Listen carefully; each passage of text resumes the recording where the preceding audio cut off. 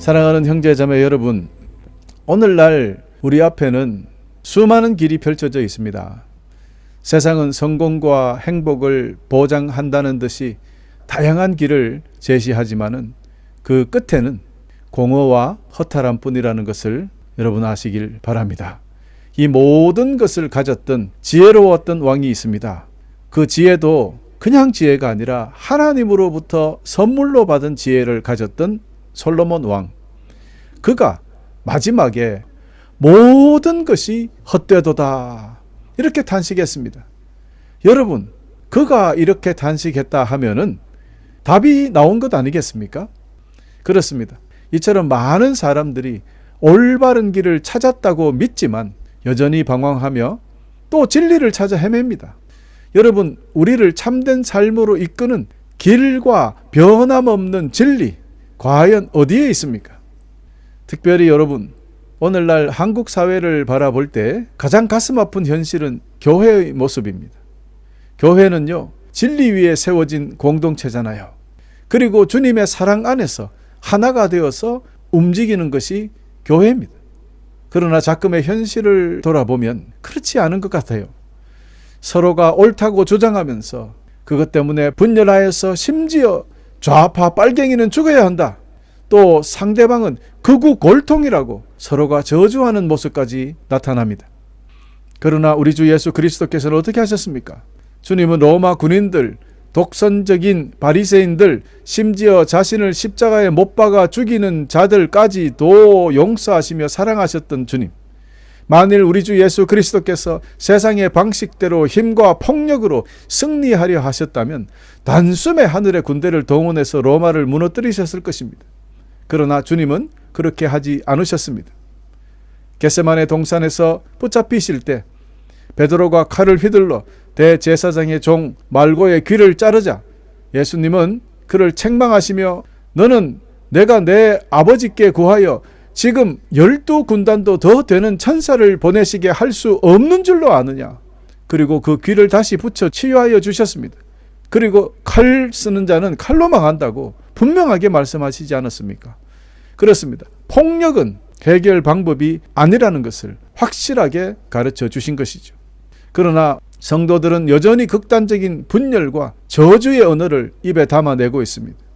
아니 세상 사람들이야 그렇다고 치더라도 교회에 주님의 사랑으로 모인 한 형제 자매라고 주님의 몸과 피를 나누어 먹고 마신 자들이 한 교회 안에서 서로 좌판에 우판에 싸우고 있다면 이거는 도대체 이해가 되지 않는 것입니다. 여러분, 우리 주님께서는 너희가 마음에 들지 않으면 모두 죽여라 그렇게 말씀하신 적이 있느냐 말입니다. 결코 없습니다. 주님은 오히려 원수라도 사랑하라 그랬잖아요. 여러분, 한번 깊이 생각해 보십시다. 보수 성도와 진보 성도가 서로를 정죄하면서 기도한다면 주님께서는 누구의 기도를 들으실까요? 예수님은 십자가 위에서도 자신을 조롱하고 못 박는 자들을 향하여 아버지여 저들을 용서하여 주시옵소서, 저들이 하는 짓을 몰라서 그렇습니다, 이렇게 중보하시면서 사랑과 용서의 길을 보여주셨습니다. 그러니 이제 우리도 그 길을 따라가야 되지 않겠습니까? 사랑하는 형제 자매 여러분, 이처럼 2000년 전이나 또 요즘 세상이나 동일하게 혼란한 것 같습니다. 서로 자기의 의견을 주장하고 서로가 진리라고 하니까요. 서로가 자기가 옳은 길을 가고 있다고 하니까요. 그러나 이런 혼란 속에서 우리 주님께서는 분명히 우리에게 이렇게 말씀하십니다. 내가 곧 길이요, 내가 곧 진리요, 내가 곧 생명이라. 할렐루야. 교우 여러분, 예수님께서는 제자들과 마지막으로 유월절 식사를 나누신 후에 그들의 발을 씻겨 주시지요. 그리고 내가 너희를 떠날 때가 되었다라고 선포하십니다. 여러분, 이 말을 들은 제자들은 깊은 불안과 두려움에 휩싸였습니다. 모든 자기의 인생을 주님께 걸었던 자들입니다. 그런데 갑자기 주님이 자기들을 떠나신다고 하니 얼마나 불안했겠습니까? 이런 제자들을 위로하시고 확신과 용기를 주시기 위하여 주님께서 전하신 말씀이 바로 오늘 본문 말씀 요한복음 14장입니다. 너희는 마음에 근심하지 마라. 하나님을 믿고 또 나를 믿어라. 할렐루야. 주님은 제자들의 불안과 두려움을 아셨습니다. 그러니 그들의 마음을 먼저 다스리셨어요. 모든 것을 버리고 주님을 따랐던 제자들에게 그 충격, 동시에 그들의 미래가 갑자기 사라진 것과 같잖아요. 그러니 얼마나 두려웠겠습니까? 이에 주님은 그들의 모든 근심 걱정을 극복하는 가장 완전한 유일한 방법을 알려주신 거예요. 주님을 믿고 하나님을 믿는 것만이 모든 불안과 고난과 고통에서 벗어날 수 있다는 것을 강조하신 것이죠. 이는 결국 하나님과의 깊은 관계가 우리의 두려움을 이기는 열쇠가 된다는 것을 강조하시는 것입니다.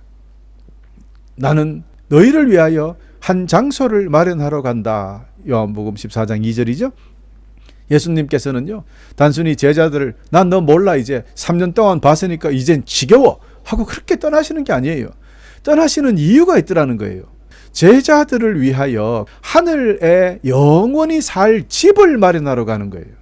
이는 주님께서 우리를 그냥 십자가에서 구속하는 것만이 아니라 하나님과 함께 영원히 살 처소를 친히 예비하신다는 놀라운 약속입니다. 그런데 주님께서는요, 저와 여러분 살 집을 얼마나 크게 지으시려고 아직도 안 오시고 있으니까요. 참 우리 집이 크긴 클 것 같습니다. 여러분 우리가 기대하시면서 살아가십시다. 또 3절에 보니까 내가 가서 너희를 위해 한 장소를 마련한 뒤에 내가 다시 와서 너희를 데려가 내가 있는 곳에 너희도 있게 하겠다. 이 말씀은 주님께서 하늘로 올라가셨다가 다시 재림하셔서 우리를 영원한 천국으로 인도하시겠다는 놀라운 약속인데요. 이 약속을 믿을 때 그 옛날 제자들이나 지금 저와 여러분 우리가 살아가는 우리 모두가 걱정, 두려움, 근심에서 해방될 수 있다는 것입니다. 모든 근심 걱정을 이기는 해법은 사실은 우리 주님이 다시 오실 것이다. 그러니 너희는 염려하지 말고 조금만 참고 기다려라 라는 것입니다. 이것을 여러분 오늘 아멘으로 받으시기를 간절히 축원합니다. 그런데 예수님께서 하신 이 지금 설명하신 1, 2, 3절 이 말씀이요, 고대 이스라엘의 혼인 풍습을 바탕으로 한 비유적인 설명입니다. 고대 이스라엘에서의 혼인은요, 두 단계로 나누어져 있습니다. 첫 번째는 약혼인. 약혼은 신랑이 신부 집에 가서 그 혼인 계약을 맺는 거예요. 그리고 신부는 신부 집에, 원래 집에 놔두고 신랑만 혼자 아버지 집으로 다시 갑니다. 아버지 집으로 가서 거기 옆에 살 집을 마련해요. 신혼방을 마련하는 거죠. 그리고 신랑이 신혼집을 마련하고 있을 시간에 신부가 할 일은요, 다시 오실 신랑을 기다리는 겁니다. 그러면 신랑은 아버지 집에 새로운 처소가 완성되면 신부 집으로 옵니다. 이때 신랑은 신부를 자신의 신혼집으로 데려갑니다. 이 혼인 풍습에서 신랑이 신부를 데리러 올 때까지, 신랑이 떠나 있는 동안 신부는 기다림 속에서 순결하게 흔들리지 않는 믿음을 지녀야 합니다. 여러분, 이것이 바로 우리 예수님께서 하늘에 가셔서 우리를 위해 영원한 처소를 지금 예비하고 계시고 때가 되면 다시 오셔서 신부된 교회, 저와 여러분들을 저 하늘나라로 데리고 가시겠다는 약속, 이거와 완벽하게 일치하지 않겠습니까? 그렇습니다. 이스라엘의 풍습을 알고 이 성경을 보니까 여러분 분명하게 다가오지 않습니까? 그렇죠? 그래요. 요한복음 14장 1절에서 6절에 예수님은 떠나심과 다시 오심을 통해서 천국에 대한 확실한 소망을 제자들에게 심어주셨습니다. 이 말은요, 참 무서운 말이에요. 어쩌면 내가 가고 나면은 내가 다시 온다. 그 사이에 네로 황제의 박해까지 수많은 고통과 박해와 무시무시한 일들이 있어도 너희 마음을 변치 말고 나를 믿고 기다려라 라는 말씀이에요. 사실은 참 쉽지 않은 일이죠.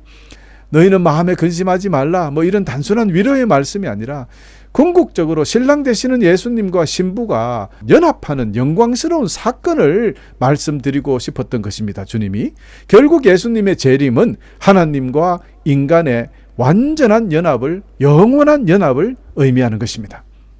그래서 주님께서는 내가 너희를 떠나는 것이 오히려 너희에게 유익하다, 염려하지 말고 하나님과 나를 믿고 기다려라, 이 말씀이 요한복음 14장 말씀입니다. 여러분, 우리 그렇게 하고 있습니까? 이 말씀은 그 제자들만이 아니라 지금 아직까지 오시지 아니하신 우리 주 예수님을 기다리는 입장에서 보면 그 옛날의 제자나 저와 여러분, 우리나 똑같은 입장입니다. 우리도 염려하지 말고 예수님을 믿고 하나님을 믿고 다시 오실 주님을 기다려야 하는 것입니다. 여러분, 그렇다면 이 말씀이 오늘 여러분에게 얼마나 큰 위로와 소망이 됩니까? 이 세상은 힘들고 고난과 시험이 찾아올지라도 주님께서 반드시 다시 오신다는 약속을 붙들고 낙심하지 않고 살아갈 수 있는 것입니다. 교회에서 끊임없이 소망을 외치는 이유도 바로 여기에 있습니다. 요즘은 이 천국의 소망을 외치는 교회가 잘 눈에 보이잖아요. 마라나타의 신앙으로 살아가는 교회가, 성도들이 잘 보이지 않습니다. 마치 이 세상이 천국처럼 생각하고 여기에 모든 것을 집중해서 사는 것이 보이니까 목사의 입장에서는 참으로 안타깝고 마음이 편치 않습니다. 지금부터라도 여러분, 우리 모두는 이 소망을 굳게 붙들고 흔들리지 않는 믿음으로 살아가십시다. 다시 오실 주님을 기다리는 소망이 있어야 참 성도인 것입니다. 아멘? 할렐루야. 사랑하는 교우 여러분, 우리에게 새로운 소망을 주신 주님께서는 모든 인생의 궁극적인 해답과 해결책을 주신 단 한 분이 되신다. 즉 오직 예수 그리스도가 유일한 해답이다라는 것을 선언하신 것이라 그랬죠. 이 세상의 그 무엇도, 그 어떤 종교나 철학도, 인간이 만들어낸 그 어떤 방법도 주님을 대신할 수는 없어요. 오직 예수님 뿐임을 분명히 믿으시기를 간절히 축원합니다. 이런 뜻을 담아 주님께서 요한복음 14장 6절을 말씀하신 것입니다. 내가 곧 그 길이요 진리요 생명이다. 나를 통하지 않고는 아버지께로 올 사람이 없다. 할렐루야. 그렇습니다. 우리 주 예수 그리스도는 참 길이 되십니다. 구약의 유대인들은 성전의 휘장을 지나서 지성소로 들어가는 것이 하나님께 나아가는 길이라고 믿었어요. 그러나 이제는 우리 주 예수님은 영원한 지성소로 들어간 새로운 길이 되어 주셨습니다. 히브리서 10장 20절은 이렇게 선포합니다. 우리는 예수님께서 우리를 위해 열어주신 새로운 길로 들어갑니다. 그것은 그분이 자신의 몸인 휘장을 찢어 생명의 길로 열어놓으신 곳입니다. 예수님께서 십자가에서 모든 것을 이루심으로 우리를 하나님께로 인도하는 새롭고 살아있는 유일한 길, 유일한 호도스가 되어 주셨습니다. 할렐루야. 또 이 말씀을 마음에 새기고 다시 사도행전 9장 2절을 보면 또 이해가 됩니다. 다마스커스 여러 회당에 보내는 편지를 써달라고 했습니다. 자, 그때는 이름이 사울이죠. 사울이 예수 믿는 사람들을 잡아서 처형을 하려고 대제사장의 공문서를 받아 들고 가는 거예요. 그래서 그가 뭐라고 합니까? 남자든 여자든 그 호도스, 그 호도스를 따르는 사람들이 있으면 닥치는 대로 잡아서 예루살렘으로 끌고 오려는 것이 그의 생각이었습니다. 라고 사도행전 9장 2절이 기록하고 있습니다. 여기서 그 도를 따른다 그랬어요. 그래서 초대교회 성도들은 단순히 종교인이 아니었어요. 그들은 즉 도는 예수 그리스도를 말하는 것이니까 그분을 따르는 자들이라는 뜻으로 크리스찬이라 그랬어요. 여러분, 그러므로 이제는 누군가 여러분에게 도를 하십니까? 라고 묻거든 제가 도를 당신보다 더 많이 합니다. 라고 잘합니다. 이렇게 이야기해도 됩니다. 그 도, 참된 길, 그 길은 오직 유일하신 길 되시는 예수 그리스도밖에 없기 때문에 우리는 도를 그들보다 훨씬 더 잘 압니다. 할렐루야. 아멘. 그렇습니다. 그렇다면 여러분, 전도는 이제 무엇일까요? 바로 예수님을 전하는 것이죠. 예수님이 길이니까, 도니까 도를 전하는 것, 예수님을 전하는 것이요. 천국 가는 길, 그 길을 예수님이잖아요. 예수님 자체를 전하는 것이 바로 전도입니다. 사랑하는 교우 여러분, 예수님의 발자취를 따르는 것, 십자가의 길을 걷는 것, 이것이야말로 우리가 찾던 진정한 길이라는 것. 우리 함께 이 참된 길, 생명길 함께 걸어가십시다. 그 길 끝에서는 우리를 기쁘게 맞이해 주실 주님을 바라보며 믿음으로 나아가기를 간절히 소망하고 축복합니다. 할렐루야. 두 번째, 주님은 진리십니다. 여러분, 세상이 말하는 진리는 흔히 변하지 않는 절대적인 것을 말합니다. 그러나 세상에 변하지 않는 것이 어디에 있습니까? 인간의 지식과 이론, 시대의 가치관은 끊임없이 변하기 때문입니다. 그러나 오직 예수님만이 변하지 않습니다. 히브리서 13장 8절은 예수 그리스도는 어제나 오늘이나 영원토록 동일하시니라 라고 선포했습니다. 할렐루야. 그렇기 때문에 우리 주님이야말로 참된 진리입니다. 또 이 진리는 헬라어로 알라테이아, 이 알라테이아라는 말은요, 단순한 팩트를 넘어서 감추인 것이 드러나는 본질적 진리를 이야기합니다. 자, 예수님 보세요. 예수님은 하나님을 완벽하게 드러내게 하시는 분이셨잖아요. 그분이 하나님이셨으니까. 그러니 주님께서는 아버지와 나는 하나다. 네가 나를 봤으면 하나님을 본 거야. 주님이 사람의 모습을 입고 오셨지만 그 속에 모든 하나님의 성품을 담아서 오셨기 때문에 주님을 만난 자는 하나님을 만난 자예요. 그러니 주님을 본 자는 하나님을 깨끗하게 느낄 수 있도록 되었으니까 주님만이 진리라라는 뜻이 되겠습니다. 여러분, 또 진리는 관계를 이야기합니다. 관계성이 없는 진리는 하나도 없어요. 예수님께서 그래서 아버지와 나는 하나다 말씀하셨듯이 진리는 사랑으로 연합된 그 자체가 바로 진리입니다. 그렇기 때문에 우리가 참된 진리를 안다는 것은 이 머리로 그냥 아는 지식이 아니라 삶 속에서 주님과 하나가 되고 형제 자매와 하나가 되는 사랑의 관계로 나타나야 그것이 진짜 진리인 것입니다. 그렇다면 우리 현실은 어떻습니까? 교회 안에서는 이념과 가치와 이런 것이 달라서 서로 갈라지고 미워한다면 그 안에 참된 진리가 존재할 수 있습니까? 여러분, 우리가 서로 사랑하며 하나 되지 않는데 그곳에 어떻게 예수님이 계실 수 있습니까? 그곳에 어떻게 예배가 됩니까? 진리라고 아무도 할 수 없어요. 여러분, 참된 진리는 결코 분열을 조장하는 것이 아니기 때문입니다. 하나님의 아들, 하나님의 딸은 평화를 가지고 오는 자들이에요. 그렇습니다. 오직 주님의 진리만이, 우리를 하나 되게 하는 생명의 진리만이 모든 혼란과 다툼과 분열에서 우리를 자유롭게 하는 것입니다. 그래서 진리를 알지니 진리가 너희를 자유케 하리라, 그렇게 성경이 말씀했던 것입니다. 여러분, 이 참된 진리이신 주님 안에서 형제 자매와 하나 되어서 그분께 온전히 순종하며 살아갈 때 우리는 진리 가운데 거한다라고 할 수 있는 것입니다. 서로 사랑하고 주님과 하나 되고 형제 자매와 하나 되는 참된 진리 속에 풍성한 삶을 누려가시기를 간절히 축원합니다. 그렇습니다. 이 모든 것을 살펴볼 때 주님만이 유일한 진리이십니다. 할렐루야. 세 번째, 주님은 생명이십니다. 조에라고 하죠, 생명을. 자, 예수님께서 분명히 선포해 주셨습니다. 나는 부활이요 생명이니. 그런데 나는 생명이니 하면 되는데 왜 주님께서는 요한복음 11장 25절에 나는 부활이요 먼저 말씀하셨을까요? 이것은 생명이라는 그 헬라어 조에라는 단어의 뜻이 있어서 그렇습니다. 조에라는 말은 죽음 속에서 피어나는 영원한 생명을 말합니다. 그렇다면 예수님은 분명한 조에가 맞죠. 이 생명은 단순히 숨쉬며 존재하는 그런 것을 의미하는 것이 아님을 이제 여러분 이해가 되시죠? 이는 곧 하나님의 충만한 본질이 스며든 영원하고 완전한 삶을 뜻합니다. 십자가는 여러분 세상의 눈으로 볼 때 죽음의 끝이었습니다. 그러나 주님에게 십자가의 죽으심은 영원한 생명의 시작이었어요. 죽으심이 생명의 시작이었으니까 주님은 조에가 분명합니다. 주님께서는 이 죽음의 권세를 깨뜨리시고 부활하심으로 새로운 생명길을 여셨습니다.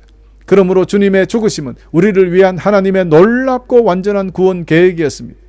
우리 주 예수 그리스도는 타락한 아담으로 인해 잃어버린 생명을 성령님을 통해서 우리 안에 새 삶의 씨로, 즉 새로운 생명으로 다시 심으셨습니다. 그러므로 주님 안에 거하는 자마다 날마다 새롭게 변화되고 새로운 생명의 기적을 체험하며 살아가게 되는 것입니다. 그러나 이 세상은 여전히 죽음의 그림자 아래 놓여 있습니다. 전쟁도 미움도 다툼과 환경 파괴와 여러 가지 자연재해와 이 모든 것들은 생명의 가치를 짓밟고 절망과 어둠을 퍼뜨립니다. 우리는 이런 것 때문에 때때로 암울한 현실 속에서 흔들리고 깊은 낙심에 빠질 때가 많이 있습니다. 그러나 사랑하는 성도 여러분, 생명이신 예수님을 만난 자는 어떤 절망 속에서도 소망을 잃지 않는 법입니다. 병상의 고통 가운데서도 인생의 완전한 실패 앞에서도 주님의 생명은 우리 안에 새로운 힘과 능력을 부어주시기 때문입니다. 그러므로 비록 죽음의 골짜기를 지난다 할지라도 우리는 영원한 생명을 품고 담대히 나아갈 수 있습니다. 할렐루야. 여러분, 오직 예수님 안에서만 참된 생명이 있습니다. 그분만이 유일하고 영원한 생명 되시기 때문입니다. 그러므로 예수님과 함께하는 삶은 죽음을 뛰어넘는 승리의 삶, 영원한 삶이 되는 것입니다. 또한 이 생명은 단지 미래에 받을 상으로서 주는 것이 아니라 오늘 바로 이 시간 살아가는 저와 여러분 우리 삶 안에서 역사하는 현재의 능력임을 믿으시기를 간절히 축원합니다. 그러므로 오늘부터 우리 모두 이 참되고 영원하신 생명을 굳게 붙들고 감사하며 찬송하며 살아가십시다. 할렐루야. 사랑하는 형제 자매 여러분, 어떻습니까? 지금까지 우리가 길과 진리요 생명 되신 예수님을 종합해 보면 그 결론은 단 하나입니다. 오직 예수뿐입니다. 여러분, 영국의 위대한 장로교 신학자 레실리 뉴비긴이라는 분이 계세요. 이 목사님이 마지막 고백이 우리에게 깊은 울림을 줍니다. 내 평생 예수님을 연구했지만 결국 그분은 연구 대상이 아니라 걸어가야 할 길, 붙잡아야 할 진리, 숨 쉬어야 할 생명이었습니다. 할렐루야. 여러분, 그렇습니다. 예수님을 단순한 지식의 대상으로 두어서는 안 됩니다. 우리는 그분을 우리 삶의 중심에 모셔야 합니다. 그분과 함께 동행하고 그분의 말씀을 붙잡으며 그분의 사랑 안에서 숨쉬어 살아가야 합니다. 주님은 우리의 길이 되시기에 우리의 길은 고난과 역경 속에서도 은혜로 가득 찬 기쁨과 승리의 여정이 될 것입니다. 예수님을 따르며 순종하는 자는 결코 그 영원한 길을 잃지 않게 됩니다. 그분의 인도하심 속에서 저 천국까지 안전하게 나아가게 될 것입니다. 사랑하는 교회 여러분, 예수님은 우리의 진리가 되시기에 그분이 우리 안에 계실 때 우리는 세상의 거짓된 유혹에 흔들리지 않습니다. 성삼위 하나님과 하나 되는 진리는 우리를 더욱 지혜롭게 하고 거짓과 진리를 분별하게 하시기 때문입니다. 그리하여 우리는 참된 자유를 누리며 살아가게 되는 것입니다. 예수님은 우리의 생명 되시기에 그분이 우리 안에 충만하실 때 우리는 불안과 두려움과 어두움에서 자유로워지며 날마다 영원한 생명의 기쁨을 풍성하게 누리며 살게 될 것입니다. 지금까지 모든 말씀을 종합해 보면 우리에게는 오직 예수뿐입니다. 길과 진리와 생명을 단 한 분 안에서 완전히 발견할 수 있는 것이 어디입니까? 오직 예수뿐입니다. 할렐루야. 사랑하는 형제 자매 여러분, 주 예수님께서 우리의 길이 되시고 우리의 진리 되시고 우리의 생명이 되어 주셨습니다. 이것만으로도 충분히 감사하고 놀라운 일인데 이보다 더 기쁘고 영광스러운 소식을 하나 더 주님께서 말씀해 주셨습니다. 그것이 바로 우리의 모든 것 되시는 우리 주님께서 다시 오신다는 약속입니다. 여러분, 아무리 주님이 길이 되시고 아무리 주님이 진리요 생명이라 하실지라도 그분이 오시지 아니하면 우리의 신앙은 완성되지 않습니다. 아무것도 아니에요. 그분의 재림이 없다면 우리의 미래도 소망도 영원한 생명도 없기 때문입니다. 여러분, 주님 오실 날이 멀지 않았습니다. 이 세상의 모습만 보아도 우리는 그 징조를 분명히 알 수 있습니다. 그 중에서 가장 확실한 징조가 저는 사랑이 식어버린 현실이라고 선포합니다. 사랑으로 하나 되어야 될 교회조차도 사랑을 잃어버린 시대가 되고 말았으니까요. 이보다 더 마지막 때를 분명히 보여주는 징조가 어디 있겠습니까? 그러므로 저와 여러분, 우리 교회만이라도 먼저 깨어 있어야 합니다. 우리만이라도 마라나사, 주 예수여 어서 오시옵소서, 이 믿음을 가지고 우리의 길과 진리요 생명 되시는 주님을 삶의 중심으로 모시고 철저히 순종함으로 영원한 생명을 누리시는 여러분 되시기를 간절히 축원합니다. 이제부터 우리 모두가 예수님을 우리의 유일한 길로 또 유일한 진리로 숨쉬어야 할 유일한 생명으로 굳게 믿으며 날마다 주님을 찬양하고 곧 오실 우리 주 예수 그리스도를 간절히 사모하면서 기다리는 복된 삶을 살아가시는 여러분 되시기를 간절히 축원하면서 오늘 말씀을 마치겠습니다.